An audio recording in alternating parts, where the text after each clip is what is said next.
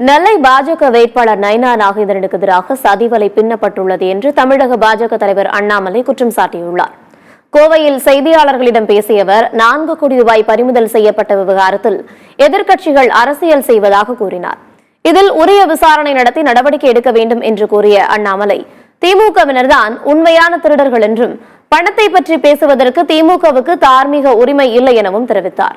திமுக ஒரு corporate company என்றும் அண்ணாமலை சாடினார். கமல்ஹாசனுக்கு மனநல மருத்துவர் ஆலோசனை அவசியம் என்றும் அண்ணாமலை விமர்சித்தார். ஒரு சதி வலையில நயினார் நாகேந்திரன் அண்ணன் அவர்களுடைய பெயர் சொல்லப்பட்டிருக்கிறது.